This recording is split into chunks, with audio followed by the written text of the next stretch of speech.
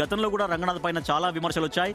అమీన్పూర్ పరిధిలోని పెద్ద చెరువు, వనితా నగర్ తదితర ప్రాంతాల్లో ఎఫ్టీఎల్ బఫర్ జోన్లలో ఉన్నాయంటూ అనేక ఇళ్లను, అనేక నిర్మాణాలని కూల్చేశారు. మరి ప్రభుత్వం వద్ద అనుమతులు, బ్యాంక్ రుణాలు పొందిన ఇళ్లు నిర్మించుకున్నామంటున్నారు వాళ్ళంతా. ముందస్తుగా ఎలాంటి నోటీసులు ఇవ్వకుండా కూల్చివేయడం చాలా దారుణమని ప్రజలంతా ఆవేదన వ్యక్తం చేశారు. ఇది సామాజికంగా పెద్ద ఎత్తున నిరసనలకు దారితీసింది. మాదాపూర్ దుర్గం చెరువు ఎఫ్టీఎల్ బఫర్ జోన్ల పరిధిలో బడా బిల్డర్లు, ప్రముఖుల ఇండ్లు, వాణిజ్య భవనాలున్నాయని గుర్తించారు.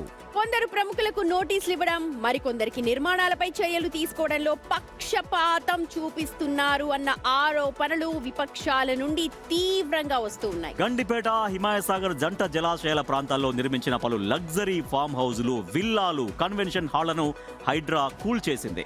కొంతమంది యజమానులు తమకు కోర్టు నుండి స్టే ఆర్డర్లు ఉన్నాయని భావించినప్పటికీ హైడ్రా యంత్రాలు వచ్చి కూల్చేయడం చట్టపరమైన చిక్కులకి ఇప్పుడు దారితీసింది. ప్రముఖ నటుడు నాగార్జునకు చెందిన ఎన్ కన్వెన్షన్ ను హైడ్రా కూల్చేసింది. ఈ కేసు కోర్టులో పెండింగ్ లో ఉందని నాగార్జున వాదించగా ఆక్రమణ స్పష్టంగా ఉందనే కారణంతో హైడ్రా చర్యలు తీసుకుంది. అప్పట్లో ఇది సినీ వర్గాల్లో కూడా పెద్ద చర్చనీయాంశంగా మారింది రాజేష్.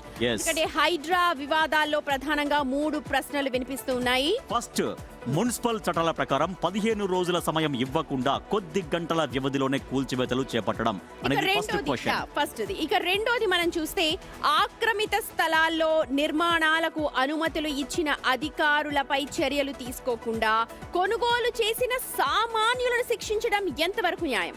ఇక మూడవ ప్రశ్న, కోర్టు స్టే ఆర్డర్లు ఉన్న కేసుల్లో కూడా హైడ్రా ఆతృత ప్రదర్శించడం. సో ఈ 3 క్వశ్చన్స్ హైడ్రా ముందున్నాయి.